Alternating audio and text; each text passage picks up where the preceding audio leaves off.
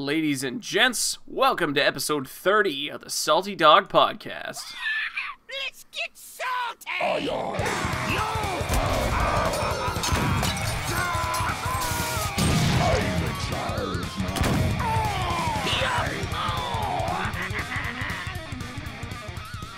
What is up, guys? I'm Clash, he's Dookie, and this is episode 30 of the Salty Dog Podcast. You're still muted, I think. Oh shit, we're 30 today. Well, I'm 31 as of 3 days ago, actually. So I was gonna say, as part of our how our lives are going segment. Yeah. Everybody be sure to wish Captain Clash a happy birthday if you're watching the VOD or listening to the audio, or you're live here with us today. What was it? Monday was your birthday? Yes, the 15th. MLK Day. That's right. How was that? It was good. It was very good. I had a good time, except for the fact that I'm now just one step closer to just death, Like, that's how I just feel now every time I have another birthday. Well, like, what's the point of 31, Exactly. It feels like a pointless age, right? 30 is like, oh god, 30, wow. Yeah, I feel like the next birthday that matters is basically 40, when I'm just like, oh god, no. Yeah. So. Yeah. Oh god, make it stop. Yeah, so basically, Monday I turned 31, but it was a good time. I went back to, I went on a visit to St. Augustine, Florida, which is where I went to college, at Flagler College there. Yep. It was good. I hadn't been there in, I don't know, probably like 8 years or something. So it was cool to be back. And well, hold on, you were there for Travis's wedding. Oh, that's true. I just don't even remember that, probably because we were just drunk the entire time. You were drunk the entire time. Yeah, I guess like all we did was wedding stuff, so I didn't go to the school and all that. But yeah, you're right. I had been back, but it was cool to just go back to my alma mater and everything. Yeah. Got to hang out with my girlfriend down there, and she got me this sweet watch. So yeah, it was cool. Oh yeah, I saw it. It's a very, very sweet watch. That some top quality treasure there. Oh, it was some great treasure. But anyway, that's enough about me just getting older. What have you been up to these days? Still sticking with my, we're on week 2 of 2018 Don't Ruin Your Life Dookie plans. And so, going to the gym, streaming regularly. For those of you that were there for our Tuesday stream, we did a wonderful little game called Blood and Bacon,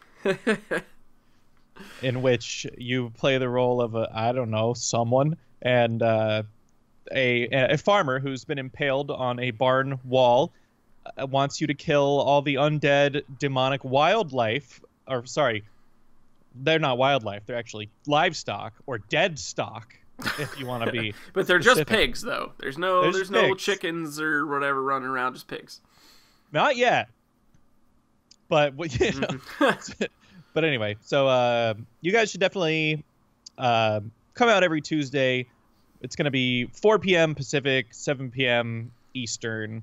We're going to be just streaming sometimes Hearthstone, sometimes whatever the heck we feel like. So definitely. It'll be a good time. Yeah. We got some games coming up in the future here that we're going to be wanting to check out. Maybe some Overwatch, definitely some Monster Hunter Worlds when that finally hits PC, even though they're making it take quite a while for it to hit PC after Nintendo. But hey, at least they're doing it. They could just not do it. Is it coming out on Nintendo? Yeah. It's coming out on... I thought it was just PS... Is it coming out on Switch?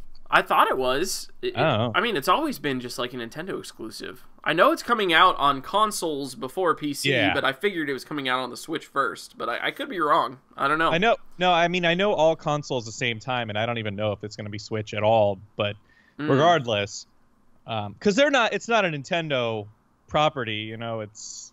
Right. Oh, I mean, it's Capcom. It's Capcom. Yeah, but it's just like always come out on Nintendo stuff. So. Yeah. It's like, that's just what I expected from it.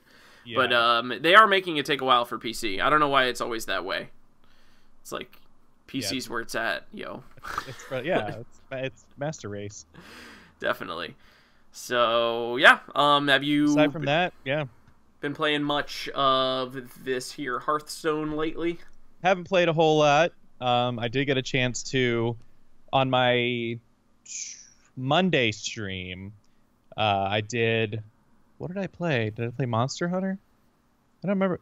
This is all a blur. Oh no! It was Tuesday. It was Tuesday when we streamed. When you left, I did some ladder. I had a quest. I had a quest to play 75 Murlocs. So I made a Murloc deck and did really well with it.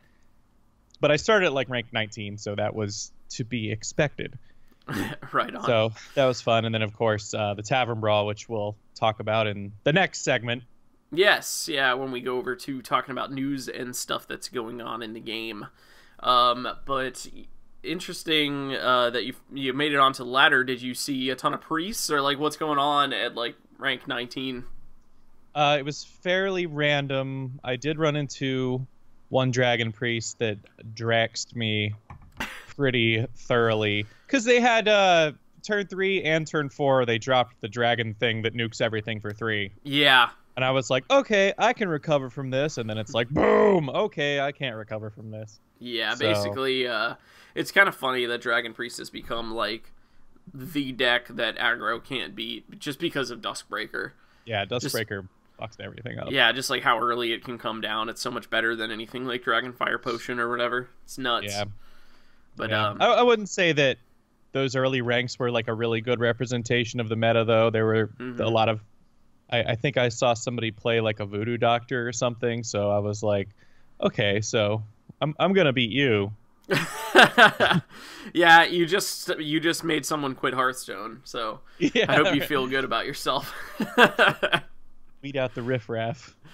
But yeah, there's some cool stuff going on in the game this week. We've got an interesting Tavern Brawl. We got some free card packs flying at our faces. I feel like we've been getting a lot of free stuff lately. But some of it's been the Twitch Prime stuff, but I think this is just, for everyone, for celebrating the HCT.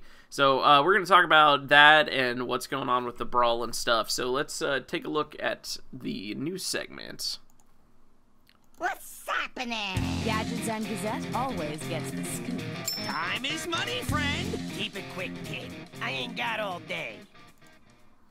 All right. So, as we were saying, we have kind of a unique Tavern Brawl this week, and it is pre-constructed decks that pro players have used to win tournaments and HCTs in the past.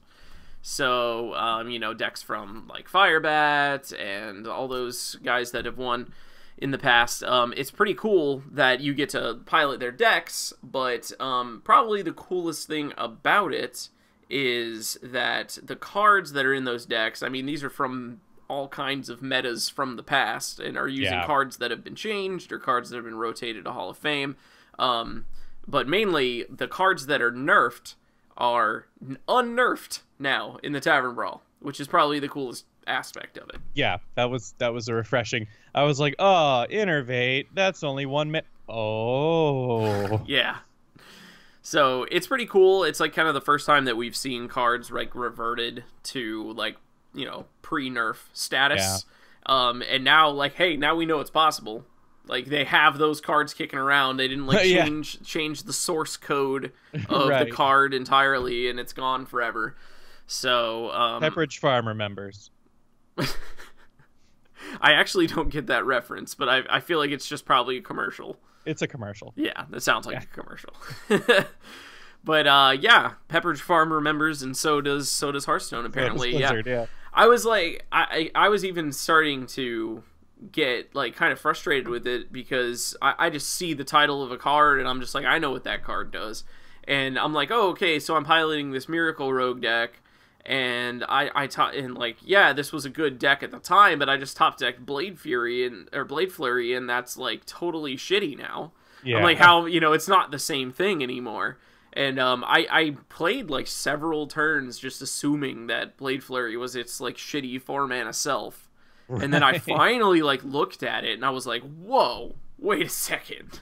So that was pretty cool because they don't That's like one card that just yeah that got nerfed into the fucking crust of the earth. yeah that card was just like they didn't want it to be playable anymore. That's sometimes they nerf a card just slightly, or they just rotate it to the Hall of Fame because they want to see it out of the standard meta, and sometimes they're just like, fuck this card, like we basically want to remove it from the game, and that's what they did with Blade Flurry. Yeah. So, but no, it's really cool, and you get a free pack for logging in today, tomorrow, and the next day. It's all for the HCT, and kind of like the Fire Festival and the Frost Festival, the clients all like fireworks and stuff. I think it's cool to see them implementing something to like tie the HCT into the game, like a little celebration for it. Mm-hmm. Which is cool. I agree. Like, it's much better than when they did that October Brawl thing, and it was like super ambiguous, and you had to like do all this research outside of the client to understand what was happening. But now, like, I logged in and I was like, whoa, what is this menu screen? It's like, it's so fancy and pretty and stuff. And then I clicked on the Tavern Brawl, and I didn't really know what it meant when I hit play. Like, I didn't know it was going to be like pro decks. Yeah, and at first I thought it was going to be like you were Nefarian or Ragnaros. Yeah, or that's what I thought it was something. going to be. I thought you were going to play as like bosses. And then I was like, why am I just some regular ass druid? And then it even gives you like that little tidbit of information of like how, what the deck did or some interesting fact. It was actually really funny because we always talk about Paveling book. Yes. And I got that Pavel Tempo Mage, which I did win with. And the little blurb they gave me was like, Pavel relied a lot on some like good RNG with this deck. And I was like, yeah, I know what you're talking about there. It's like an understatement. Like, lethal on board from the Malagos. Like, literally no way to recover. Babbling Book, Polymorph. That was incredible. I actually got to watch that thing happen live. I couldn't imagine being more tilted than that happening. I'm trying to remember what players' decks are in there. I know I played as Firebat and I played as Pavel. And those are the only two I can remember seeing. I only have done one game, and I got the Miracle Rogue, which I think was Firebats. So yeah. It's all just Firebat and Pavel. Yeah, it's just Firebat versus Pavel over and over again. That's all you get. But did you open your Ungoro pack that you got? Yeah. Yeah. I mean, was it just like a normal pack, like 40 dust pack or whatever? It's got a one rare, yeah. I was like slightly thinking that maybe they had like made them a little bit better packs or whatever, because I got 2 golden commons, a golden rare, and like an epic or something. Damn. I know. I was just like, whoa, this was not a normal pack. That is a lit pack. Jeez. Yeah, it was pretty lit. But HCT, you can go. Have we missed the window for voting? I can't remember for voting for who, like your champion in the HCT. It didn't pop up for me today, so we might have. Must have missed the window, but I think they give you like a second chance at it for the next round. Yeah, for the next round. So keep your eye out for that. If you're like me and you didn't actually pick a champion this time, I've always done it in the past, but this time I missed it. And you actually, you get to see like how the first rounds shake out anyway. You can never get as many packs as possible. Like if you picked the winner from the first round, right? You pick a guy and they win, you would get 6 packs. But now at least you get to see like who gets knocked out and stuff, and then you can vote from there. So that should be coming back up, or at least it has in the past. Oh, so apparently they're not all going to be Ungoro packs. It's going to be the Knights of Frozen Throne and then a Kobold's pack. So that's cool. Today being Thursday, so depending on when you watch or listen. That is true. Yeah. So Thursday is the Ungoro pack. Friday is the Knights of the Frozen Throne pack, and Saturday is the Kobold's pack. So I don't know. The article I read, that could be wrong. The article I read said the first day will give out an Ungoro pack. The second day will give out a Frozen Throne pack. So I can only assume those days are in consecutive order, but the second day could just mean some other day they choose in the future. I don't know. So just keep logging in. Just log in every day.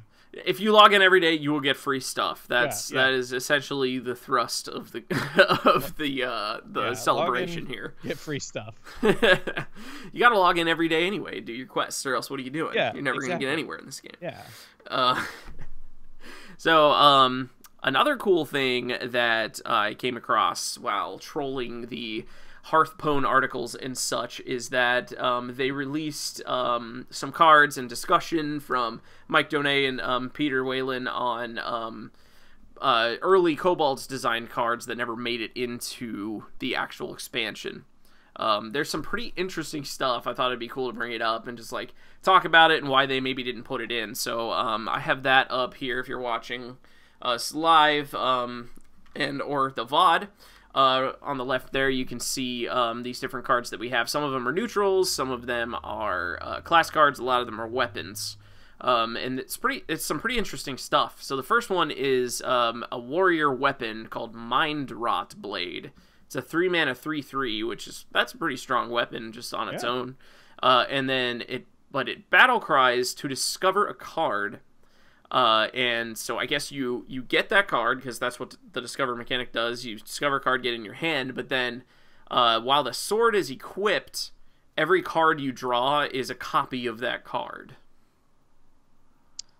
Okay, so that's only while it's equipped. Right, because it's a static effect, just like something like a mind breaker on the field, like shutting down hero power.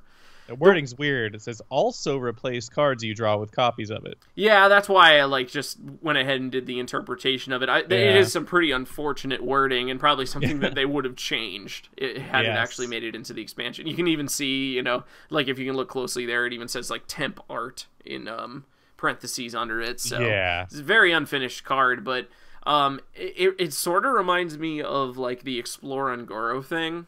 Replace your whole deck with copies of Discover a Card.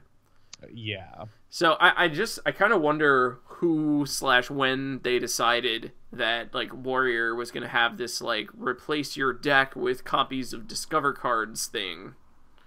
I don't know. Why not MasterCards? Why not Visas? Right, Why not American Express? Discover Card is just one of many options, so they're showing a little favoritism. No, but you know what I'm saying, though. Yeah, it's why a is weird that a mechanic. warrior thing? Yeah. But I think, honestly, that this would be a really great weapon. I mean, just think about, it can almost fill in the same sort of gap as, Elise used to do in Control Warrior deck, where, you eventually get to the point where you don't want to draw any more of your cards because they're all just, cycle and just, bad stuff. So you could just discover something incredible with this and just keep drawing copies of it as long as you keep the weapon equipped. So yeah, what's cool is you have total control over when that stops happening. Right, unless you can't get the durability down. Right. I feel like this is a weapon you want to just get down to 1 durability as soon as you can. Yeah, definitely. Just so you have control over what you're drawing. But yeah. I mean, just drawing repeat copies of something completely broken would just be broken. Exactly. Yeah, that's probably why it didn't make it in, honestly. It was this it's totally RNG based, but if you just get that one card that getting a whole bunch of copies of is just going to make it impossible for your opponent to win, that would just be kind of shitty. Mm-hmm. So up next there is a legendary neutral minion called Grinning Lucy. For some reason there's a lot of cards with the name names on it. It's probably people in the development team or something. But it's a 6. It looks like placeholder. Yeah. So it's a 6-mana 6/6 with Battle Cry and Death Rattle to swap decks with your opponent. So it's this kind of mini Togwaggle sort of thing. Mm-hmm. It's way more abusable. Yeah, this is kind of a card. It's 6-mana 6/6 is fine. Yeah. But why do you want to do this? Why do you ever want to do this? What, swap decks? Yeah. Yeah, I believe I had read something that this might have even been a card that eventually ended up being Togwaggle, but they were saying that the Death Rattle made it more fair, but you can just do stuff like silence it or bounce it back to your hand or whatever and never give your opponent the opportunity to kill it and switch the decks back, and you can just use the mechanic of destroying your own deck and boom, then switch, and then it's all over. So Yeah, it's probably best for the best that this card didn't make it in. I don't want it. Yeah, no. Mechanics like that just seem strange and unnecessary to me. Yeah, I agree. The next one is, I guess, another potential idea that they had for the Warlock legendary weapon. It's called Amulet of Zot. It's a 3-mana 0/2. It's just straight up says your hero can't die. But at the start of your turn, it loses a durability. So it's 2 turns of complete invulnerability. You can tap at 1 health or, 1 or 2 health or whatever, continue to draw cards, and just try to win the game in those 2 turns. Yeah, this is ice block on crack. Yeah, it's at your choice. Like when it happens, you can't die to fatigue with it like you can with ice block. I mean, this is another one where I'm just like glad that they had the presence of mind to be like, no, not this card. Because they would totally run Captain Greenskin. And and just like give it another durability. That's such a cheap thing to do, but you're right. They would totally do it. Because, I mean, who doesn't want one more turn of invulnerability? Exactly. It's worth that one card who's not even a poorly, statted card or anything. Yeah. So, yeah. Definitely. So, moving on, I think that these next ones are the most interesting. The Julie's Dagger and Lynn's Invisible Blade. Yeah. Because it shows that they were considering using a dual wield mechanic. Shit! Exactly. These are rogue weapons that, I mean, obviously the cards aren't even finished. The picture's hilarious. It's like a blade that looks like a Christmas tree with a Christmas tree in the background. God damn it. And they have no durability, and they have 1 attack on 4 mana, so who knows how these were supposed to function, but it's just super cool. Incomplete. Yeah, it's just cool that dual wield is something on their radar, and it works exactly how you and I have said in the past that it probably would work. It replaces your hero power. Yes. So literally says immune while attacking. I honestly feel like the mana cost and the power of the weapon just don't even matter really, because these aren't completed cards. But the text says immune while attacking, dual wield, and in parentheses replaces your hero power. Yeah, I could care less what they say. It's really about the fact that they were actually considering making dual wield a thing. That's very exciting to me. Yes, definitely. So hopefully it's something that we will see fleshed out and used at some point. Obviously they think it's something that would be cool for the game. They just decided not to go with it right now, but hopefully they will. And then the last one is Gelatinous Trapezoid. Yeah, this is not okay. Definitely not. It's a 5-mana 4/6, battle cry, destroy a friendly minion, death rattle, summon 2 copies of it. It's cube. It is. It's cube. This is just this is just the first iteration of the card or whatever. It is the cube, and this is one that they should have decided shouldn't be in the game. I agree. I think they were just trying to be funny and we're going to make it slightly different from RPG standard, gelatinous cube type monsters. So let's make a gelatinous trapezoid, but then I think they decided that was stupid. Yes. That is stupid. There's some other things here. I'll just read it out. That looks kind of weird, so let's go back to that. So at first they were thinking of using Possessed Lackey as having a battle cry if you control a demon, recruit a demon, which is even more OP than its current iteration. So definitely another good one that to nerf, or before it was even released, just change. Dark Pact used to cost 0. Okay. So that's cool. There's literally an infinite difference between a 1-mana spell and a 0-mana spell. There is a huge difference. Because being able to not use one of those precious mana crystals, it's just like in Miracle decks. The difference between, I've been using a lot of Druid Miracle. So the difference between having an Innervate to combo off of Auctioneer and what's it called? Earthen Scales. Just the difference between the 0 mana, or even a Moonfire, just for a better comparison, since Innervate actually gives you mana. It's just night and day, because you can just keep going as long as you have those. Yeah. Those 0. Remember when Soulfire was 0 mana? Oh my god, yeah. Soulfire Jesus. used to be so good. It still is. So here's another interesting one. It says Rin, the first disciple, was much more complicated with her seals originally, but there were always going to be 5. They each had a different effect rather than just summoning like a bigger and bigger demon or whatever. The seal's effects used to be to deal damage, restore health, summon a demon, and a couple other things. Oh. Also, one other thing about that same card is that Azari, the Devourer, the demon that you get off the final seal that blows up your opponent's deck, actually just used to be a 15/15 untargetable. So that was... Okay. I mean, it's strong, it's like a big version of Tyrantus or whatever, but it's much more interesting and, like, fun the way that it is now, I think. It's... Yeah. I mean, we've seen the giant, like, untargetable minion. Like, that's not that interesting. You need something, if you work that hard to unlock all these demonic seals, you need a reward that's, like, satisfying. Right. So, yeah. And here's they mentioned the this is what I was hoping to see, is if they mentioned the rogue legendary weapon. So they said one of the original concepts was the dual wield, but they couldn't make it work how they wanted. So that actually sounds kind of like a little bit like they just threw the whole idea of dual wield out. They're like, we can't make it work how we want.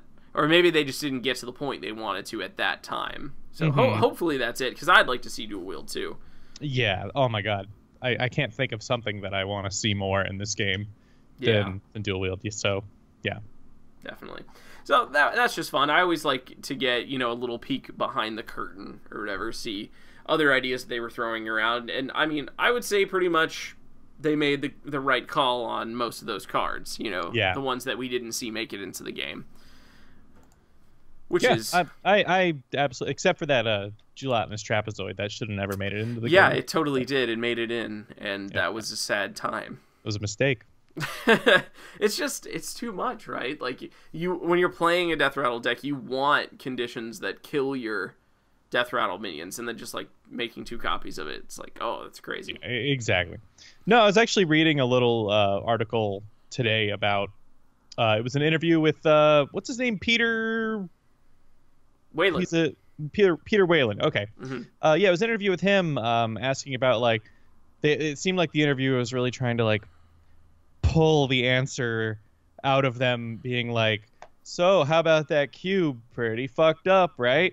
And, like, every answer he gave about every question was just like, we see a lot of crazy stuff in this game, and when you get to this late in the meta, things get pretty crazy. And then they're like, you're gonna nerf stuff? And they're like, there's gonna be a patch, but I don't know if we're gonna nerf anything. Well, that's just, I mean, we're totally used to that at this point, right? Yeah, it's just non-answers and non-answers. I mean, they're very practiced with their non-answers. Yeah. I mean, which, I guess it makes sense, because they don't want to lock themselves into doing anything. Exactly, which they're smart about it, honestly. Yeah. Like, the only thing that really tilts me about, like, things that they do consistently is how late in the game they wait to announce the official release date of the expansion. Yeah. We've consistently got it within, like, a week each time. It's like... Yeah, I feel like they could do a little better with that one. But we've definitely seen, like, from like, even a year and a half ago or so, we've seen a drastic improvement in, like, the amount of community, like, interaction and, like, news that we get, which is cool. Yeah. Oh, yeah. And Blizzard excels at that. That's, like, their thing. Yeah, well, so. Team 5 didn't for a little while, but yeah. They're getting there. They're getting there. I feel like we're still not quite on, like, Overwatch level of community interaction status. Well, they gotta put their mouths where the money is. As it were. That just sounds dirty. I know.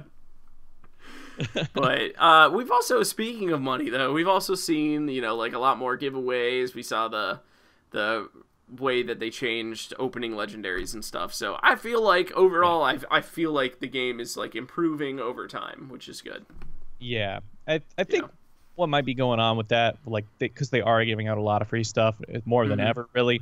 And I think what might be happening with that is now that they're not doing adventures anymore and they're just doing expansions, and it costs much more to get everything you want out of an expansion.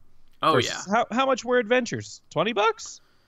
I can't remember. I want to say they were like 20 or 25. Yeah, they were. It wasn't that bad. I never felt bad about spending that much just to be guaranteed to get every card from an adventure.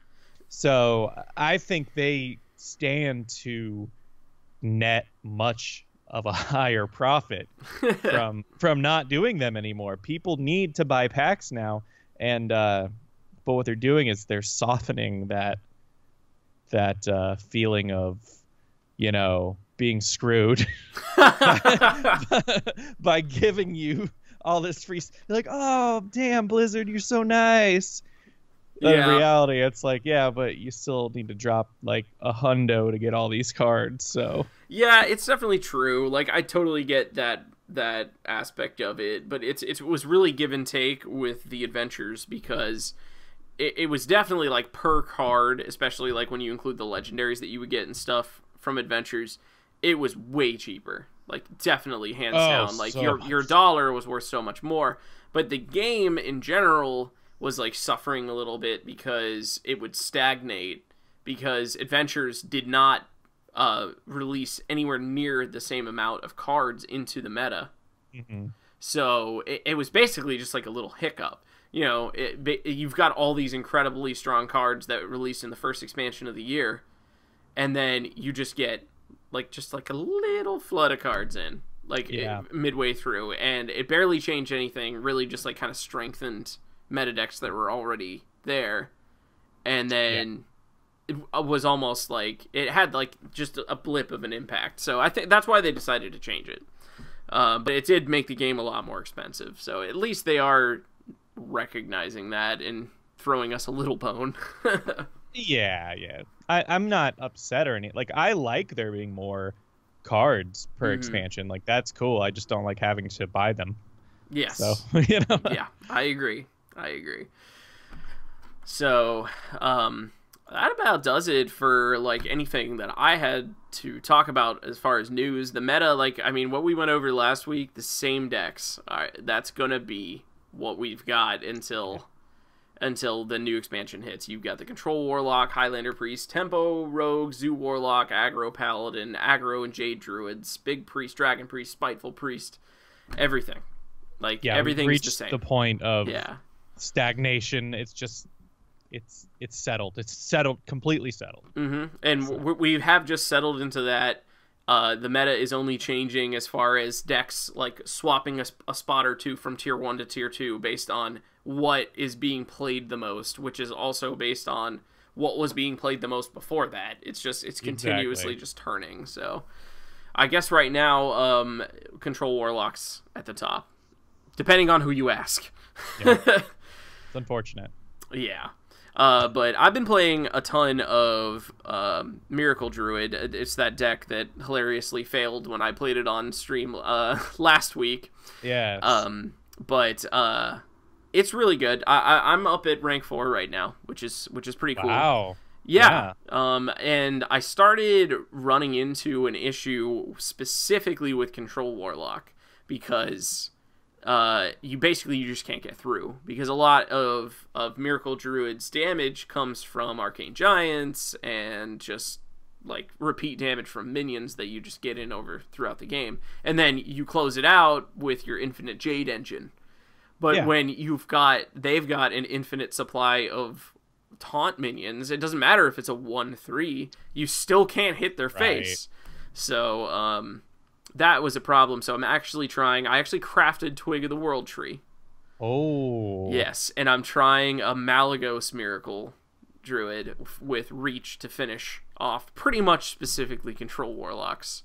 Wow. So far, it's been going okay. I'm still like tweaking the deck, but it's something that I'd like to play maybe on Tuesday.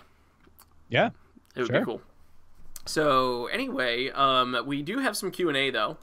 Still no Q&A bump, but we're just gonna do it right here. Yep. You want to start us off with our first question? Sure. This one is a question we've gotten multiple times and answered multiple times, so I'm going to give a little alternate question. But the question is, what would your dream theme for the next expansion be? Okay. And they added a little stipulation, hard mode other than pirates. Right. So it wouldn't have been pirates. It would be Burning Crusade, which I'm pretty sure we said last week, literally. Yeah, I'm pretty sure that we both just agreed on BC. And you said something with dragons. Yeah, something with dragons. Mm-hmm. Yeah. So I'm gonna pose. What's your second choice? Oh, I thought you had like some kind of like crazy restriction or something. It's just second choice. Yeah, second choice. Second choice. Man, this is like difficult. I know, it really puts us on the spot here. Yeah. I mean, there's a lot of WoW lore, but only some of it's cool, right? Yeah. I don't know, like something like trying to incorporate some aspect of the game that hasn't been before. Like we've had some Emerald Dream stuff, but I don't just a little bit. Yeah, I don't feel like there's like a lot, and that's always something that pops into my head because like not only does it have to do with dragons, but like they dangled the Emerald Dream in front of players since vanilla. It's ridiculous. Absolutely. There were these zones that have these Emerald Dream portals, like these, just like it's like a really cool looking thing when you find it, especially if you don't know it's there. It's like this temple, and there's always like an Emerald Dragon walking around it, and but the portals would never do anything. Like they're just there. Like there's like this whole staircase leading up to it, and like you get up there and you're like, oh my god, what am I about to find? And like nothing would happen. And they always like said that one day the Emerald Dream will be a thing. And eventually they did, with the whole Emerald Nightmare thing. And so, yeah, I don't know. Like, maybe an Emerald Nightmare thing would be my second choice. Yeah. The problem with that in WoW would probably not translate as much to Hearthstone, but still might be kind of a problem, would be that it's so druid-centric. Like, how could they make that a WoW expansion when it really just focuses on one of the like 10 or 11 classes in World of Warcraft? But you do have stuff like the Argent Tournament, which is like Grand Tournament, which is like clearly a paladin-centric thing, yet they managed to make it about every class. So I don't know, maybe that could be a thing. I feel like it's kind of their forte, honestly. Like, I was really impressed with the way they implemented Death Knights. Yeah, like, way to put Death Knights in the game without actually making a Death Knight class. Like, yeah. Mission accomplished. Like, super smart, yeah. Yeah, so I feel like they could come up with something. Yeah. You know what? I feel like it could do more stuff with, like, the Nether Portal type thing from Lakari Sacrifice, like, more on-field, like static ways to change the game, which is something that I've mentioned I want to see too, like in global enchantments if we're talking in like Magic the Gathering terms. So you know what would be a great expansion? Caverns of Time. Ooh, I like that.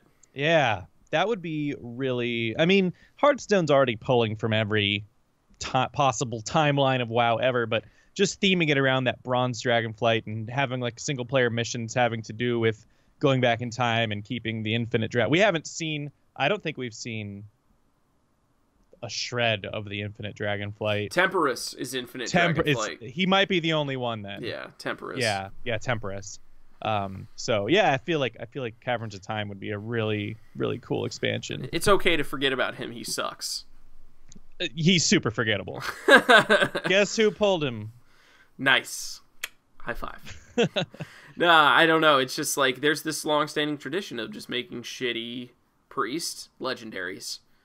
Like, oh yeah, are we using any priest legendaries from this year? I don't think so. Like, obviously we're using Raza. We love Raza. Raza's good. We like him. And now Velen's made it in only because Raza's good and Shadow Reaper's good. Yeah, exactly. So, well, oh yeah, we're using Shadow Reaper. That's the thing. That's the one from this year. That is the legendary. Yeah, that's the one. So, I don't know. Priest legendaries, man, they're weird. And then every once in a while, they're just like, yep, this one's going to be broken. That's what they do with priests, because priests, like, core cards are so bad that they're just like, okay, we got to print, like, at least 3 or 4, like, completely overpowered cards, or priest is going to see no play. Yeah, like, Draconid Operative. Like, how about a completely well-statted minion? And as you draw good a as card. you could expect. And you choose a card. A good card, because your opponent put it in their deck, so it must be good. And it's a great tribe. So. And it's dragons. So anyway. All right. I'll read the next one from Nimpeta, who asks, have either of you guys played Battle Block Theater? It's a great game that I would love to see on a Tuesday stream. I have to answer no to that. Have you? I haven't. I've heard of Battle Block Theater, but I don't really know what it is. I'm currently Googling it. This is when we do our research during the show. During the show. Yeah, it looks cute. I don't know. But maybe that's cute. something to check out for our Tuesday stream. So yeah, we're always down for suggestions and stuff. We loved Blood and Bacon, which was a suggestion from Kuyoya. So yeah, we'll just Battle Block Theater has a nice hashtag aesthetic. So yeah, it's pretty cool. Nice. I'll have to check it out myself. Yeah. All right, you're up. From Did You Know Hot Sauce? Did you know? My question is, how much hot sauce? Wait, what happened to the rest of the question? Shit. Uh-oh. I think it was like, how much hot sauce is enough hot sauce or something like that. Well, if that's the question, my answer is there's never enough. No, actually, the question is how much hot sauce. Yeah. Oh, it's just how much hot sauce. Like that. How much hot sauce? That's the question. Yes. How much hot sauce? All of it. All of it. Yeah, all the hot sauce. Every hot always. sauce. 10 out of 10 hot sauce. Actually, I have a really sad story from my trip to St. Augustine this weekend. I stopped in this hot sauce place to buy hot sauce, and I asked for a recommendation on a hot sauce. Like, you know, he was like good. He was like asking me like how much heat and stuff, and I feel like he did get the heat right. But I didn't read the ingredients on the hot sauce, and I hate sweet hot sauces. And it's got like sugar and molasses and honey and like every fucking sweetener on this earth, like corn syrup. It's the sweetest shit ever, and I'm just like, no, I'm so sad. Well. Yeah, that was a sad time. It doesn't look sweet either, you know. It's just like it looks like just like a habanero or like a cayenne sauce from the outside. It's just like, Anyway, it's unfortunate. Yeah, I was sad. All right, from Dougie Fresh, what games are you most excited to stream in 2018? Well, Hearthstone. Hearthstone. First of all, I like Hearthstone. It's a good one. Definitely looking forward to getting that going, especially like my solo thing. But definitely both of us. I feel like I can speak for both of us with Monster Hunter Worlds. Oh yeah. Yeah, we're gonna dive deep into that game. Oh yeah. As we have in the past with the handheld Monster Hunter games, 3DS and stuff. I'm so excited to play it on console again. That was just infinitely better.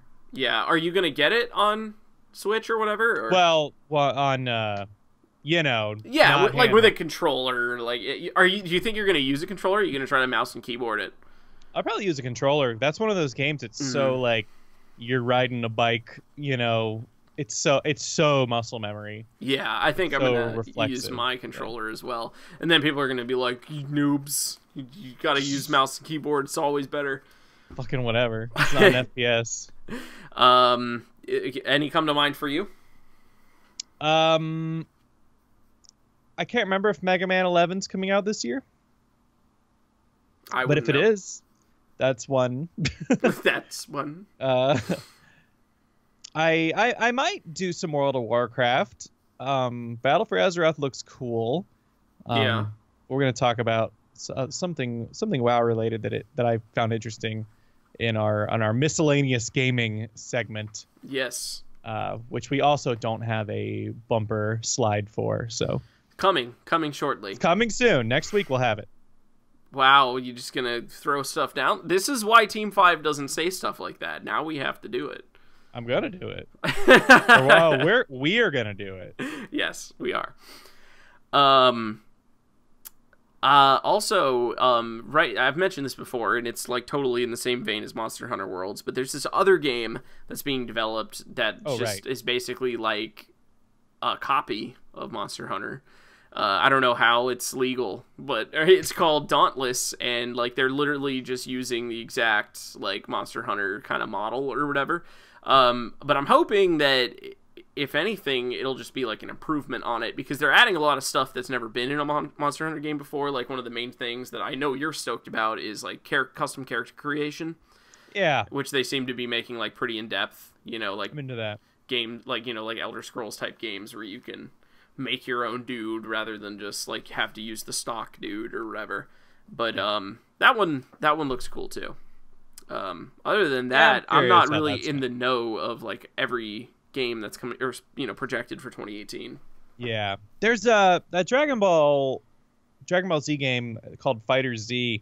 Yeah, I looked into that more recently because someone mentioned it, and I saw some random clip from it, and it's a 2D fighter like Budokai, like we liked, and they crank out these Dragon Ball fighters so much that I'm like numb to it now. I'm just like, it's another one. Yeah, but it's like, well, obviously it's like next gen, graphics and everything. It's like it's completely 3D, but it's like that cell shaded. It's like perfect cell shading, basically. Perfect cell shading. I'm even more perfect. But it's like no matter what angle you're looking at the models, the 3D models from, they still look 2D, even though they're 3D models. Like it still looks perfectly cell shaded how it should be. Okay. Like if it were a cartoon, if that makes sense. Yeah, it does. It does. It sounds pretty cool. See, like, okay, I was interested in that because, like, every once in a while there's, like, a little bit more hype around one of these Z Fighter games. And this was definitely one of them, and I was like, oh, cool. And at first, I was really stoked for it, but my main problem with it is I can't stand tag team fighter games. Oh, yeah, I'm the same. I'm not into that. I really can't stand it. I'm just like, no, I want to be this guy and just him. Yeah. Like, can't I just be like 3 of him? Is it a tag team of just 2 in Fighter Z? I don't know. I don't know, like if you can control it or if it's 3 or what. But I can like deal with 2. Mm-hmm. But like when Marvel vs. Capcom 3 came out and it became 3, like 3 full health bar fighters every match, I was like, that's how this is Marvel versus Capcom. There's only 2 companies here, so clearly I have to pick one Marvel guy and one Capcom guy. And what's the third guy gonna be?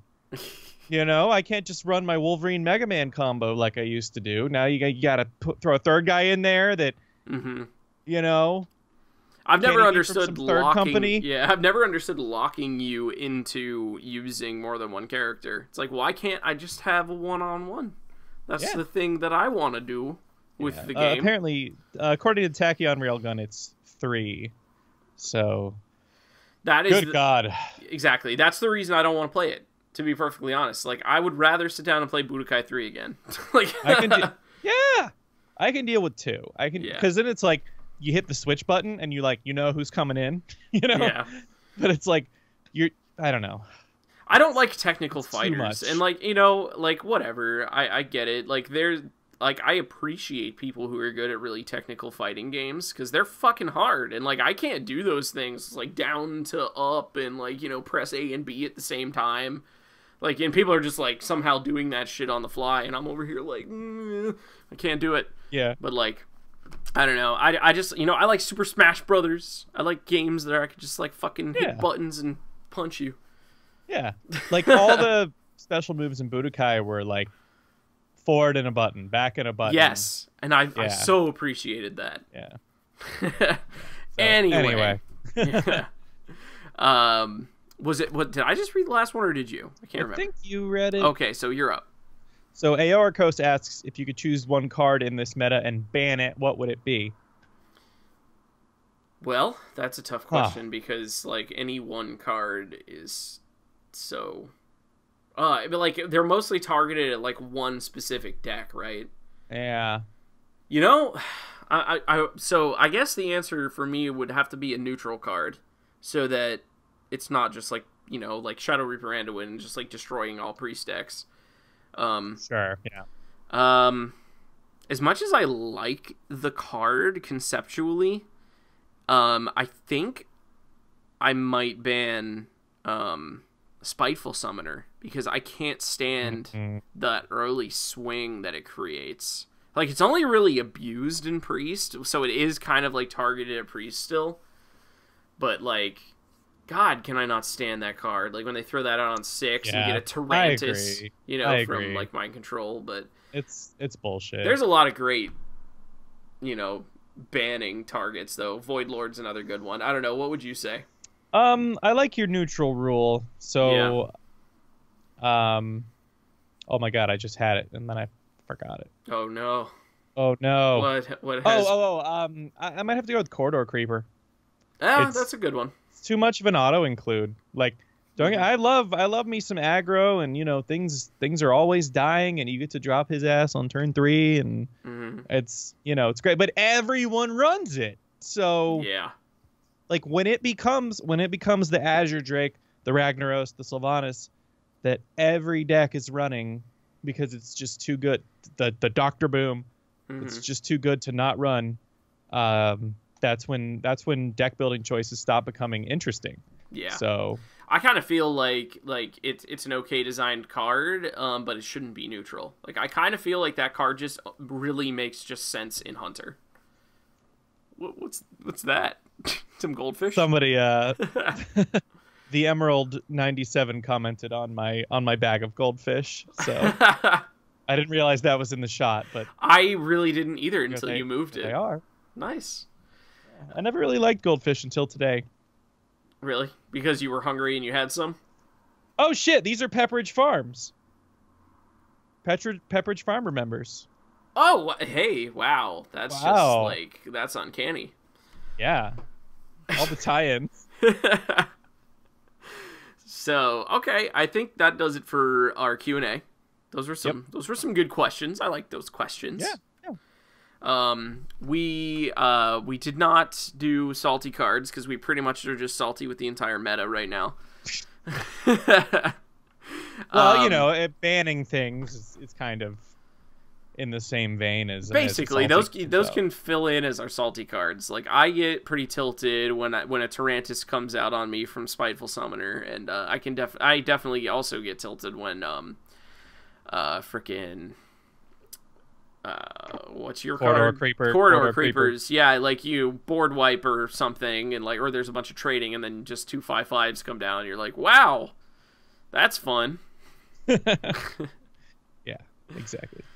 Anyway, so I guess that is going to lead us right into our card challenge segment, since we are skipping some of our other usual segments this time around. Oh wait, no, we could do the Miss Gaming. I totally forgot about Miss Gaming. Yeah, I feel like we've mentioned we talked about Monster Hunter Worlds, but this is a segment we want to do every show now, where we just kind of talk about what we've been doing or thinking about, or interesting news in other games other than Hearthstone.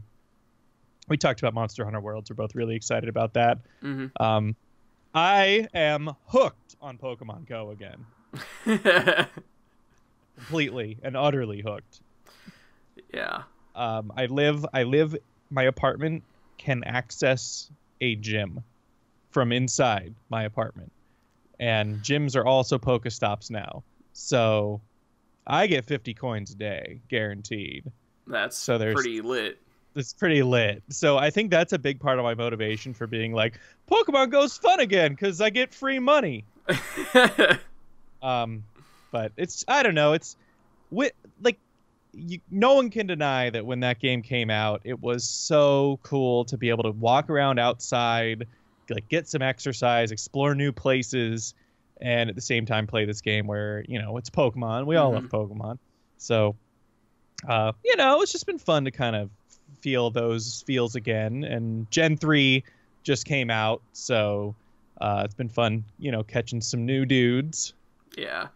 I've always wondered, like, what it was going to look like as more generations came out, because, like, Gen 1 and 2 are still available, so is there just, like, way more Pokemon everywhere, or, like... Kind of. The way... Okay, so, I don't know if I told you about this, but they implemented weather. Oh, okay. So, depending on what the weather is where you are, a different set of Pokemon will appear, and let me see if I can pull up my game real quick. But, so when you live in a desert, like, you...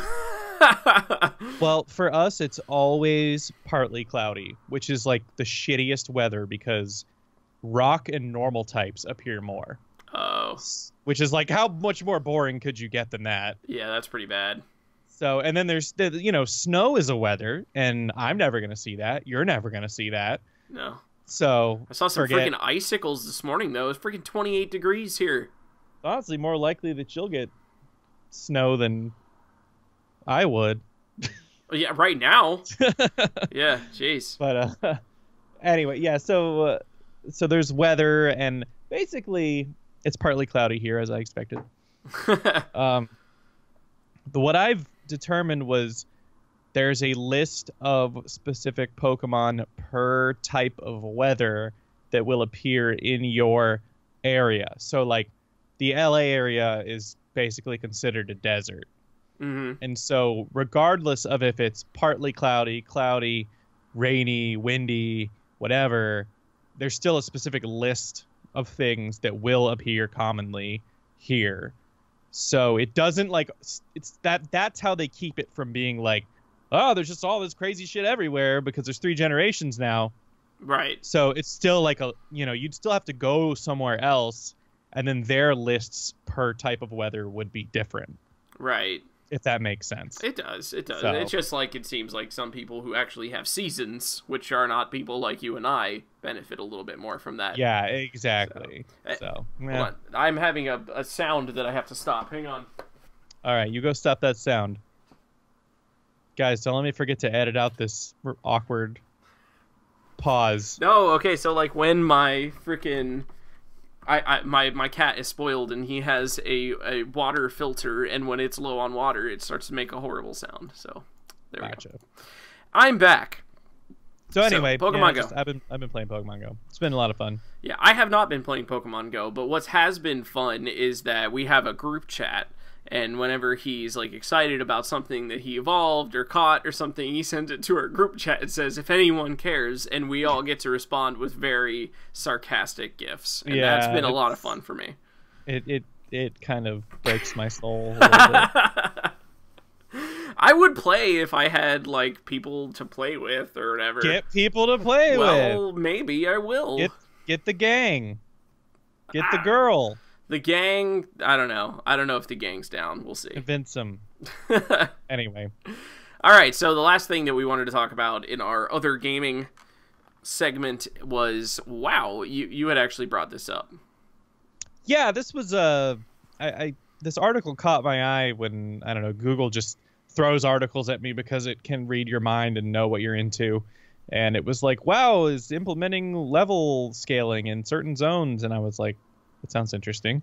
Mm-hmm. And we're both former WoW players, obviously, and maybe we're even future WoW players. Who knows? Might be. So basically what this means, and I don't know when this is being implemented, I just more so wanted to talk about the concept of it. But what they're doing is, with some restrictions, like with starting zones and things like that, basically you'll be able to spend as much time in any zone regardless of what level the zone originally was intended to be for, as you want. So if you could go to the Barrens when you're level 50 and then get to 60. And then apparently you can either choose to go to Northrend or Outland. Oh, because Outland would be scaled to you. Well, yeah, it would, and so would Northrend. So you can skip Outland if you want, or if you're trash, and then Actually, it was funny. The article I read, I got so mad because the guy that wrote it was like, you could either go to Outland (boo) or Northrend, yay. And I was like, fuck you. It's so funny. But, when they say stuff, it's like, that's not what you want or whatever. It's like, let people choose what they want. Golly, I have my own opinions. Huh? So anyway, but the reason I think that's a good idea is because there are a lot of times, especially like if you're into the lore of a zone, or if you really just love a particular zone, like the aesthetics and the monsters and the quests and whatever. A lot of times in World of Warcraft, especially now that the leveling and the experience gain is so lopsided, and you can just fly through content, you don't get any attachment to any zone anymore. And this even used to happen years and years ago. You'd be like, I really want to finish this zone because I'm having a lot of fun, or you're feeling like a perfectionist about it, and you're like, I want to do every quest in this zone. But then, by the time you're towards the end, they're all green quests that barely give you any XP, and you're like, God, I'm wasting time here, but I still want to be here. So I think it's a really good idea in that respect. Yeah, I agree. My question, though, is just about the mechanics. Like, how the hell is that possible? Like, okay, so you're running around, like, yeah, exactly. You're running around in the Barrens, which is like a level 10 zone or whatever the hell it is. And you're level 60 and you just want to be there because you love the Barrens chat or something. And, like, you're fighting boars that are, like, level 60, 61 or whatever. And yet there's, like, little level 10s running around. Like, what are they seeing? Are you locked to a different instance of the Barrens? That seems like it would just, like, shatter, like, the population of the game into, like, all these shard servers. They must have a way so that every mob just looks like a certain level to every player. Like, that's all I can... Right. Like, I mean, but is it, like, maybe the level is, like, decided by the first person who tags it? Like, with that's what I was thinking. Yeah, like, that's what I was... that's probably what it is. It's kind of mind-boggling to think about. Yeah, it is. And then how are parties going to work? Like, what if you're level 40 and you have a level 20 in your group, and then the level 40 tags the monster? Like, is it going to be a level 40 monster, or... Yeah, this is something that I would love to see in practice, because it sounds completely undoable. Or like, what if what if you were about to, you're level 10 mage and you're casting your fireball, and then like someone pulls this thing that you're about to shoot, and it like scales up to who knows what level, and then you shoot it and it's like level 60 and it's like eating your face off. Like, I don't know. Right. Yeah. It's like super weird. I don't know how. Like, it makes sense in a one-player game like Final Fantasy VIII, when they did that. But I had those thoughts too, and I guess they have the technology. So, well, hey, I mean, Blizzard, I guess you're doing it. It's doing the things that we don't understand how to do. I'd like to see it though. That sounds interesting. I think it's cool. Like, there have been so many times when I'm like, damn, I really just want to do everything in this zone, or I like this zone, I'm going to spend so much time here, and I have to leave because I'm like, I'm not getting XP anymore, and, because the min-maxer in me is at odds with the lore nerd in me, and and that's at odds with the perfectionist in me, and... All I'm saying, 1 to 110 in Ungoro Crater. That's what you got to do. Mm-hmm. Oh yeah, definitely. Like, that's the goal, right? Good old Ungoro. All right, so that does it, I think, for our miscellaneous gaming segment. We're neither of us are like super into any other game but Hearthstone right now, so we're just kind of like talking about other things that are catching our eye. But one of these days, there's going to be another game that I'm sure that we'll be talking extensively about. We want to be able to do that on this podcast, so that's why. Yeah, that's why we're bringing this in now. But for now, I think it's about time that we move on to our card challenge segment. So I posed last week's challenge. By the way, what our card challenge segment is, if you're just joining us for the first time, is every week we will come up with a prompt, an idea, to give you guys, the listeners, to make cards for Hearthstone. It might be something really in depth, like change certain aspects of a card and submit it that way, or something a little bit more broad, like my challenge last week, which was to design a card that represents a character from another game that you liked specifically from 2017, because Dookie and I are so out of touch with a lot of games, because we don't have a lot of time. We spend a lot of time playing Hearthstone, so thought it'd be cool to see like what was out there last year, because every time we get asked the question, what's your favorite game from 2017, I'm just like, I basically didn't play anything. So also going to try to be avoiding that same scenario this year, play some more games. So that all kind of ties everything together and why we're expanding the podcast to a little bit more than just Hearthstone. Right. But a couple other things, and I don't know if I had mentioned this to you before, but I was thinking about changing one of the rules for the submission to just a card can create 2 other cards. I don't know how you feel about that. That sounds good to me.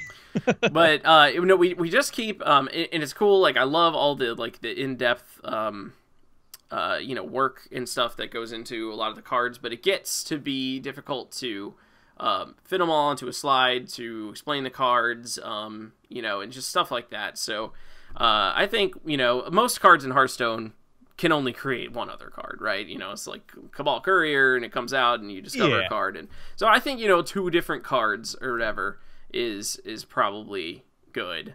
And do we include a hero power as one of those cards? No, a hero power could be its own thing. Like, okay. I just mean, spawning off a whole bunch of stuff. It just gets to be like a little bit crazy town.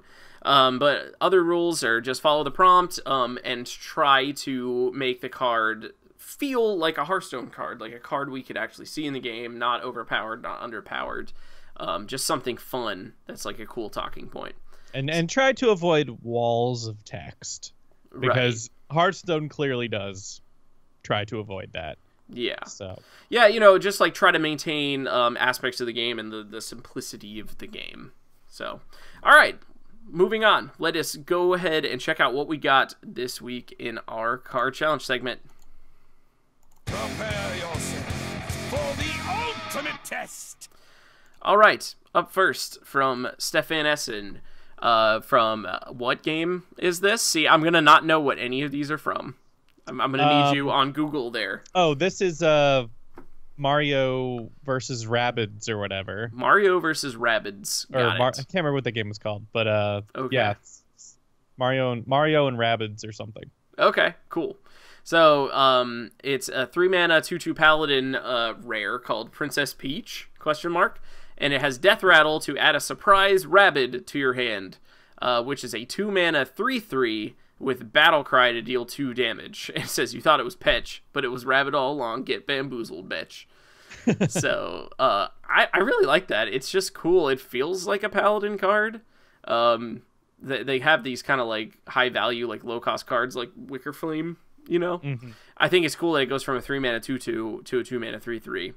And the Death Rattle is, or the so the if you combined the stats and abilities, you'd be getting a 5-mana 5/5 that deals 2 when it comes out, which would probably be slightly overpowered, but it is a class card and it's dependent on the Death Rattle and playing a second card, so it's not fucking tempo as fuck. Yeah, especially since you're playing a 3-mana 2/2, which is a huge tempo loss, especially when you're in a meta that's playing against like Cabal Talon Priests. And, so I feel like it's pretty balanced. Yeah. And like Kirin Tor mages that come out with a free secret and shit. So yeah.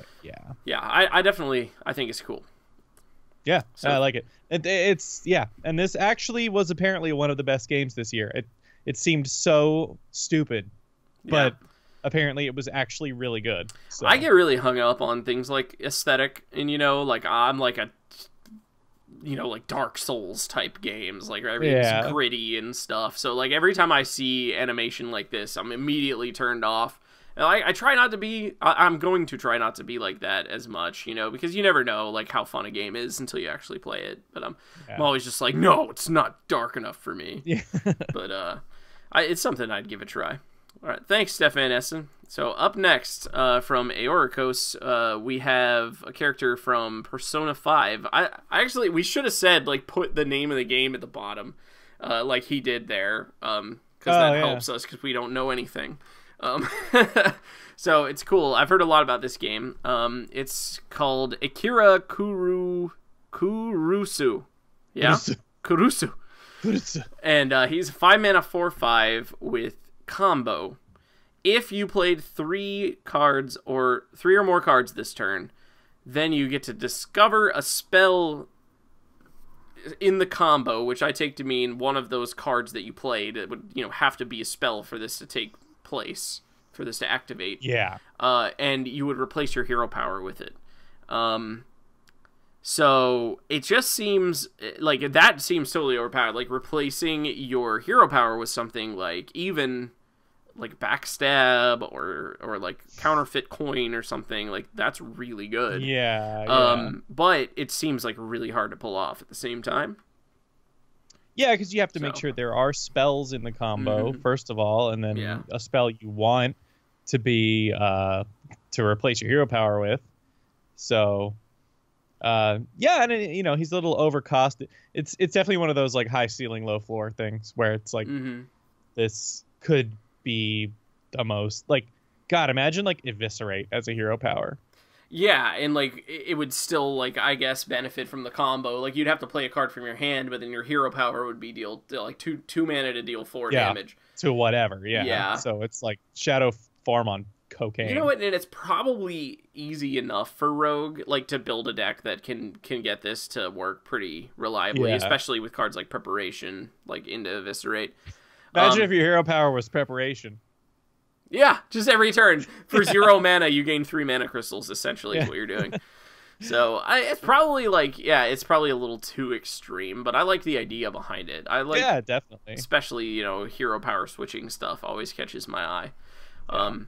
So, I don't know. I don't know what this dude does, but he looks pretty cool and, like, actually kind of he's the main character. Okay. Yeah, he's the main, He looks a little creepy. I guess maybe his ability is to, like, steal people's magics or something. I don't know. Yeah, I don't know. I didn't play it, but I just know barely enough about all these games. And that's another game that definitely has the potential to have been, like, best game of 2017. So people seem to be in tune with what was actually good. Right on. All right, up next from Rensand, from what does that say at the bottom? LOZ. Oh, okay. Legend of Zelda: Breath of the Wild. That's what I thought. Yeah. So, from Breath of the Wild, which I haven't played either. I played for like half an hour, and got super sucked in, but I don't own a Switch, so I couldn't play it anymore. It's a 9 mana 5/9. It's called Mipha Zora, Champion of Hyrule. It's a legendary minion that says Battle Cry, give all friendly minions Mipha's Grace, which is just like, hitting them with like an enchantment or whatever you want to call it, which says Death Rattle, resummon this minion. So it's kind of like Soul of the Forest for Druid, only they're all going to resurrect themselves. I think I really like this, especially as a priest card. Like, this feels like so much like a priest card because it's incredibly strong with the board that benefits from it, and it's totally useless otherwise. Yeah. Very high cost. If you have the board, then this is... Imagine, oh my god, imagine a Obsidian Statue. Imagine, Big Priest with this, like, cheesing things out early, and then your 1/1 things, Death Rattle to become their full selves, Yeah. So, yeah, this is very priest. Probably balanced. It's really expensive and understated, so... But it would be abused. It's balanced, but it would be abused. It would be with abused. The right cards in the meta. For sure. It's kind of funny that you're totally right. This really benefits a big priest archetype, and so does the card that I made. Like, just totally on accident. Like, I made it, and I was like, oh, wait, this is really good for big priest. But, like, I didn't even mean to because I hate big priest. But... Yeah. All right. Thanks, Rensand. That's a cool one. I like the art too. The Zora, she's a little hottie. Oh yeah, those Zoras were attractive fish people. All right. Up next from I'm a Dragon, we have Werner Werman from, what did you say this from? Cuphead. This has to be from Cuphead. Okay. See, this is another game that I've heard a lot about but have never played. which is also one of the best games from last year. So you guys let's are on see. a roll. And Breath of the Wild obviously was too. So. Obviously, since they're all here listening to this podcast, all of our listeners have great taste. So Yeah, it's clear. It's clear to me that is true. So Werner Werman is a druid card, druid legendary beast. He's a 5/8 that says at the start of your turn, choose one. Destroy the leftmost enemy minion or the rightmost enemy minion. So this is like a high priority immediate kill target, and it's totally overpowered with Fandral. I feel like it might be a little on the OP side just because like I think the main thing is like at the start of your turn, so they get that one chance to remove it with trades or whatever. You don't get it right away, but 8 Yeah. health is tough to remove. Yeah. It reminds me in a way of Geosculptor Yip, because that like you get an immediate effect off Geosculptor, but that's one of those cards that like you immediately have to kill, or else it's just going to get way too much value from its recurring effect. Yeah. Yeah. I don't know. The thing, like, you have to have 3 minions in play in order to hide a minion from this, you know? Yeah. And put your shitty ones on the outside. And I mean, if this starts going off, then yeah, it's devastating. Certain decks, though, yeah, you know, the more I think about it, the more balanced it is. Because certain decks don't give a fuck about this. Like, decks that run Fireflies and, like, you know, there's a ton of them in the meta currently, and there always will be some. So, you know, you just throw down some Swashbucklers or whatever kind of low-value minions on the outside, and it doesn't matter anymore, really. Yeah. So, I like it. It's a cool idea, and I'm assuming it ties into, like, the mechanic of the game in some way. Yeah. But I haven't played it. So, all right. Up next, from Tachyon Railgun, we have... from what is this from? This is from Xenosaga, right? Is it the Poppy? Yeah. Yeah, this is from Xenosaga. Xenoblade? Xenoblade? Yeah. Xeno something or other. It's one of the Xenos. So, up first, this is a card that creates 2 other cards. They're all minions. It starts out as a 3-mana 2/4 taunt called Poppy, and it's death rattles to add Poppy Quixotic Tutelar to your hand, which is like, I feel like a smart guy just even saying that. So Poppy Quixotic Tutelar is a 6-mana 6/6 that has stealth, or 4/6, sorry, that has stealth. When this card kills a minion, it gains stealth if it doesn't already have it, and then it death rattles to add Poppy Quantum Techno Champion to your hand. So Poppy Quantum Techno Champion is a 9-mana 9/7 with Battle Cry to Blizzard, essentially. It deals 2 damage to all enemy characters and freezes them. It's actually even better than Blizzard because it'll hit your opponent's hero as well. Yeah. So this seems OP. I don't know. I don't think so, because it reminds me in a lot of Rin and Pyros, where like it starts out as a totally reasonable minion. A 3-mana 2/4 taunt's fine.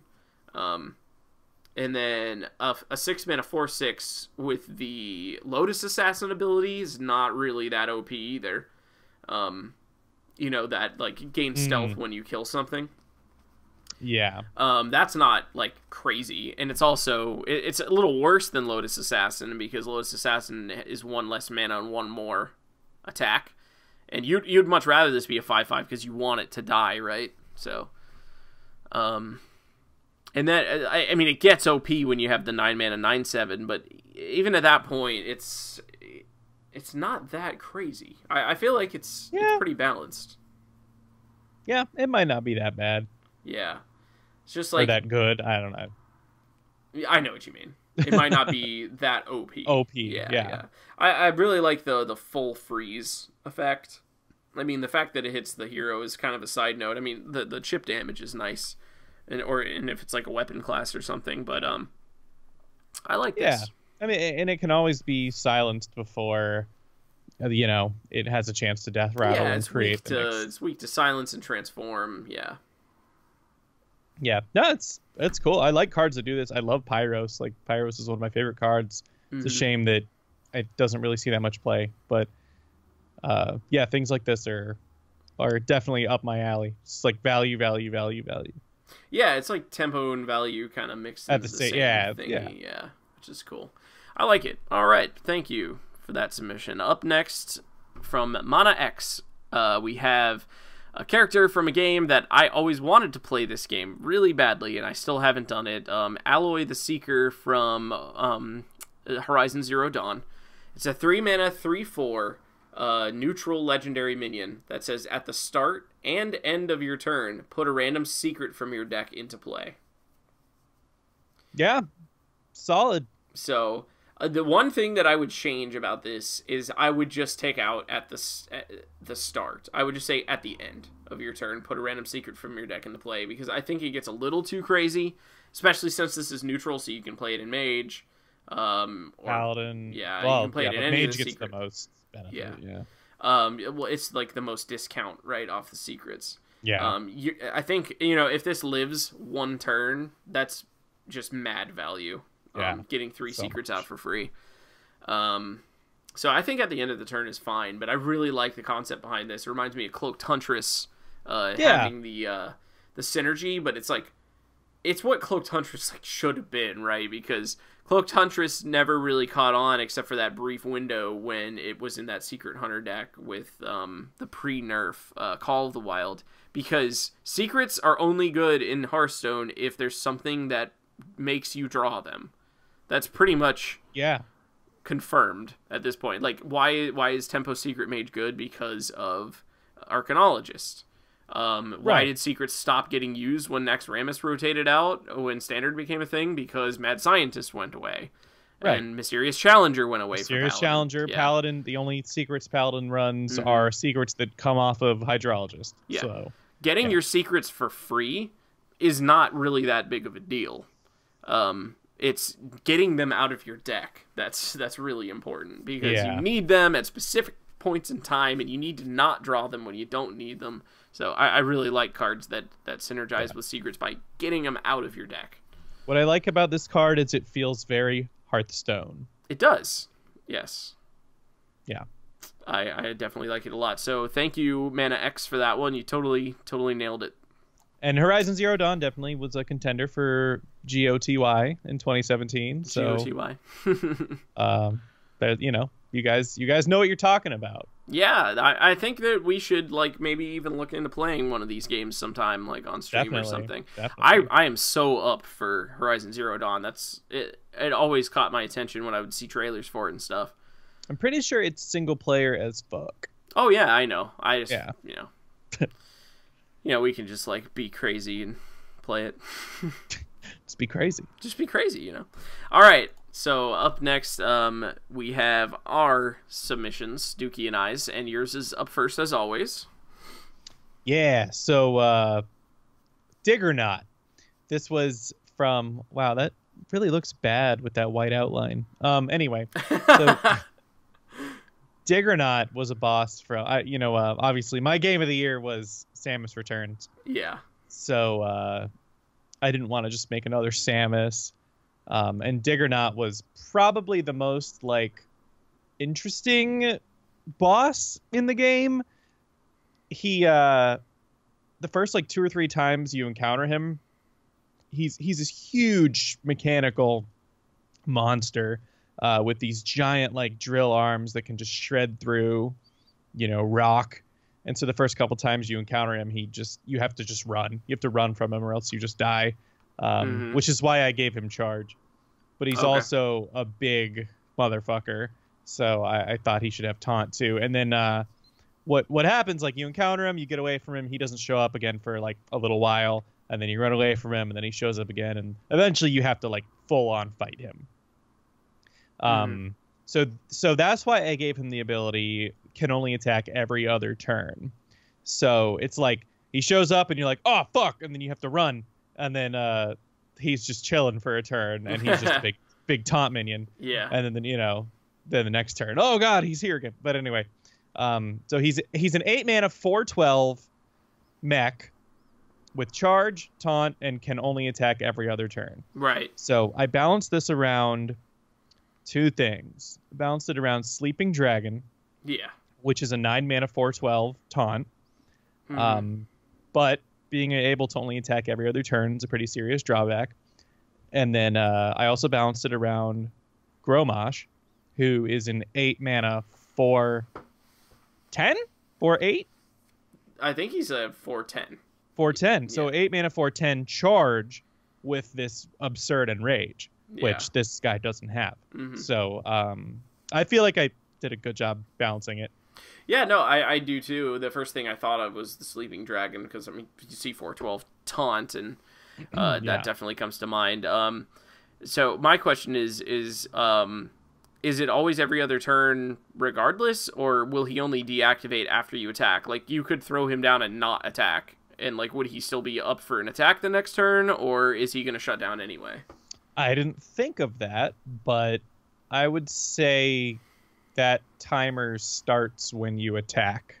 So you could throw him out and not have, like, any targets you want to attack, and just not attack, and then he would be ready for an attack the next turn. Sure, because then he's just a 8 mana 4/12 Right. taunt with a bad ability. Okay, So, I was just wondering. yeah, and I mean, charge is such a good, powerful ability, and even though it's only 4 charge damage, it's enough to make a difference in a trade or something, or Right. even if you just need a little bit more for lethal. So, I felt like that wasn't OP, but it also wasn't, like, Yeah. underpowered. So, Priest wants to run this with Inner Fire. oh yeah.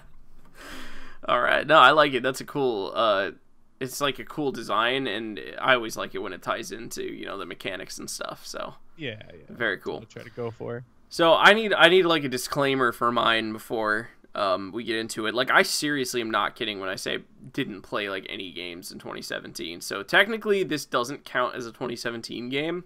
But I had to do it anyway, because it's really, like, the only other game I played. So mine is from Overwatch. It's like a year off, but we can say that, it's a new game now than it was when it came out. But I did Mercy, who is a, I forgot, I left off the legendary thing, but she's a legendary 8 mana, 4/5, with Battle Cry to resurrect 1 to 4 friendly minions that died this game. She just can't make up her mind on how many she wants to resurrect. So my god. I got this, like, funky little chibi art of her looking very try-hard. Yeah. Because, like... Is that because of the patch to her, where it used to be a mass team thing, and now Yes. it's a... Yeah. So basically, like, yeah, it's changed like 3 or 4 times. Like, she used to just have it as her ultimate, and everyone within the radius that was dead would come back, so it could be a full team res. Then they changed it to where she had it, and it was on, like, a really short cooldown, and she could do it twice when she used her new ultimate, which was the Valkyrie armor.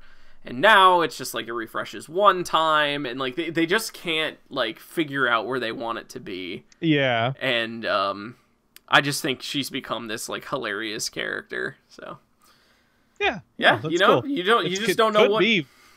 That could be very abusable and powerful. Yep. Obviously, like you said, Big Priest is gonna take advantage of that. Definitely. So yeah. You just don't know which version you're playing with. Yeah. Right. Jeez, is this pre-nerf or what? Yeah.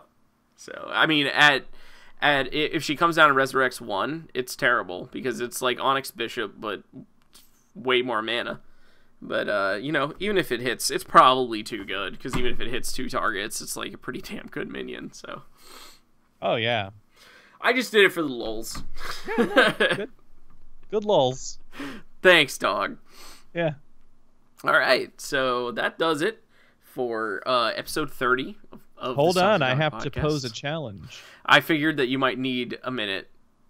I've been thinking this whole time. Do you still need a minute? No, I got it. Oh, I got wow, it. great. Okay, so Dookie's going to pose the next I don't challenge. know if I've done this one already. Okay. But make a Pokemon. Have we done Pokemon? I don't know. I can't remember designing a Pokemon. Make a card for a Pokemon. Okay. Yeah. Make a card Simple. for a Pokemon. Very simple.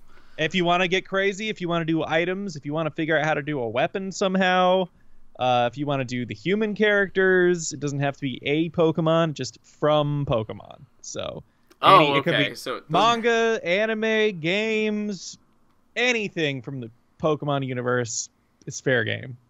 All right, then. That sounds good. That sounds fun. I'm looking forward to that. So thanks, everybody, for joining us for episode 30 of the Salty Duck Podcast. We appreciate all of you and all of our submitters. Dookie, you want to let them know where they can find us? That's right. You can follow us on Twitter at Salty Dog Podcast for our podcast Twitter. And then I'm at Dookie Shed, DOOKIESHED. Clash is at Clash, KLASHE_HS. And we both have Twitch streams, which are twitch.tv/ those same exact things, Dookie Shed and Clash_HS. Make sure you give us good ratings if you like the show, wherever you're listening or watching. And if you only listen to the audio or watch the VOD, you can join us live on twitch.tv/ Clash_HS every Thursday at 5 p.m. Pacific, 8 p.m. Eastern. And we do the show live. And you can join us and watch live as we, do this thing. Yeah. As we struggle through every episode of this. It's just a struggle. And we also have our Tuesday stream. That's a new thing that we just started last week. We'll be streaming just like random gameplay stuff. We might do Hearthstone, or we might do something that somebody suggested, or whatever game in the future ends up consuming our soul. So yeah. Join us on Tuesdays at 7 p.m. Eastern, and that's 4 Pacific. That's right. All right, guys. Well, until next time, stay salty. Stay salty.